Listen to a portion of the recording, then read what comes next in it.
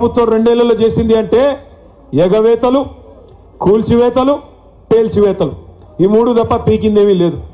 ఎగవేతలు ఒకటా రెండా, ఎన్ని హామీలు ఎగ్గొట్టారు. ఇదే ఖమ్మం జిల్లాలో కౌలు రైతుల సంఖ్య చాలా పెద్ద ఎత్తున ఉంటుంది. ఆ రోజు రేవంత్ రెడ్డి పిసిసి అధ్యక్షుడిగా ఉత్తరాలు రాసినాడు కౌలు రైతులకి. ఏమని? కేసీఆర్ గారు భూ యజమానులకే ఇస్తున్నారు రైతు బంధు, మీరు నాకు అవకాశం ఇవ్వండి, ఖమ్మం జిల్లా నుండి నాకు 9 సీట్లు ఇవ్వండి, ఇచ్చినట్టయితే 22 లక్షల మంది కౌలు రైతులకి నేనిస్తాను రైతు బంధు అంటూ ఆ రోజు రేవంత్ రెడ్డి ఉత్తరం రాసినాడు. కేసీఆర్ గారు 2 పంటలకు ఇస్తున్నారు రైతు బంధు, నేను 3 పంటలకు ఇస్తా అన్నాడు. కేసీఆర్ గారు 10,000 ఇస్తే ఎకరానికి నేను 15,000 15,000 రూపాయలు ఇస్తానని చెప్పాడు.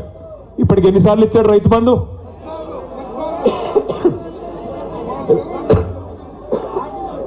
బూతులొద్దు కానీ 15,000 ఇస్తానని చెప్పి 12,000 కుదించి అది కూడా ఇప్పటికి ఇచ్చింది ఒక్కసారి. 2 సార్లు ఎగ్గొట్టిండు.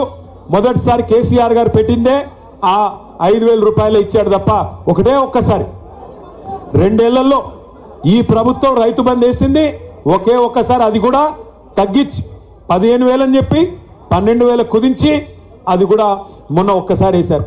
మళ్ళీ ఇప్పుడు సంక్రాంతి పండుగ రాబోతా ఉంది. మరి ఇప్పుడు వేస్తారో వేయరో ఎవరికి తెలియదు. ఎంత దారుణం అంటే కౌలు రైతులను మర్చిపోయారు. 3 పంటలకు రైతు బంధు ఇస్తామన్నది మర్చిపోయారు. 15,000 మర్చిపోయారు. రైతు కూలీలకు పెద్ద పెద్ద కానీలు చెప్పారు. రైతు కూలీలకు కూడా నెలకు 1,000 రూపాయలు చొప్పున ఇస్తామన్నారు. 25 నెలలు అయిపోయింది. మరి వచ్చినాయా నెలకు 1,000 రూపాయలు ఎవరికన్నా రైతు కూలీలకి? ఎక్కడా ఎవరికేం లేదు. ఇందిరమ్మ ఆత్మీయ భరోసా అన్నారు, వచ్చిందా ఎవరికన్నా ఆత్మీయ భరోసా? రైతులకు, కౌలు రైతులకు, రైతు కూలీల సంగతి దేవుడెరుగు.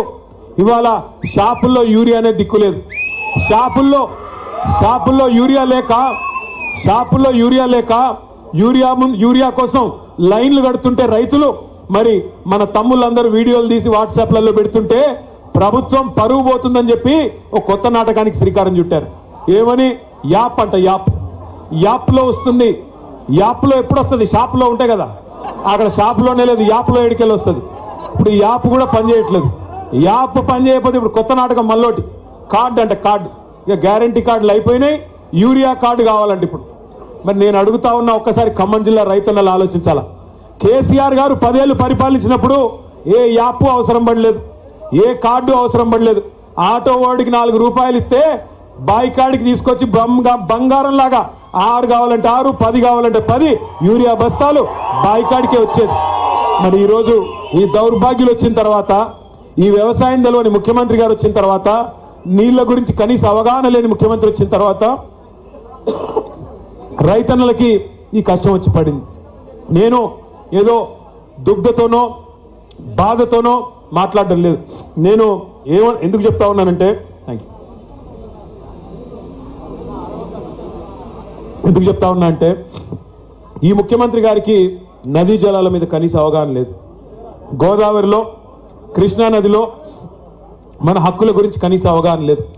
గోదావరి ప్రవహిస్తే ఉమ్మడి ఆంధ్రప్రదేశ్లో మనకి అక్కడ బాసర అవతల ఎంటర్ అవుతే ఇక్కడ భద్రాచలం దాకా ఉంటుంది. 79% ఉమ్మడి ఆంధ్రప్రదేశ్లో కూడా గోదావరి పరివాహక ప్రాంతం తెలంగాణ ప్రాంతంలో ఉంటుంది. కృష్ణా పరివాహక ప్రాంతంలో 69% ఉమ్మడి ఆంధ్రప్రదేశ్లో కూడా తెలంగాణ భూభాగంలో ఉంటుంది.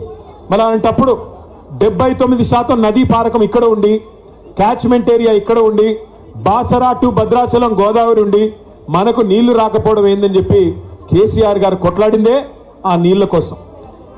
కానీ ఈ ముఖ్యమంత్రి రేవంత్ రెడ్డి గారు వచ్చిన తర్వాత ఆయన అధికారులను అడుగుతుంటే, దాన్ని టీవీ వాళ్ళు చూపెడుతుంటే మనం సిగ్గుపడాల్సి వస్తున్నది. ఆయన అడుగుతున్నాడు, దేవాదుల ఏ బేసిన్లో ఉన్నది? గోదావరి బేసిన్లో ఉన్నదా అని అడుగుతున్నాడు. ఎక్కడో ఉత్తర భారతదేశంలో ఉండే బాక్రా నంగల్ ప్రాజెక్టు, అప్పుడెప్పుడు నెహ్రూ గారు కట్టిన ప్రాజెక్టు, అక్కడ హిమాచల్ ప్రదేశ్లో ఉంటుంది. స్వాతంత్ర దినోత్సవం నాడు ముఖ్యమంత్రి గారు చెప్తున్నారు, బాక్రా నంగల్ ప్రాజెక్టు తెలంగాణలో ఉన్నదంట. మనకు తెలియదాయే అంటే ఇంత గొప్ప ముఖ్యమంత్రి, నదులు తెలియదు, నీళ్లు తెలియదు.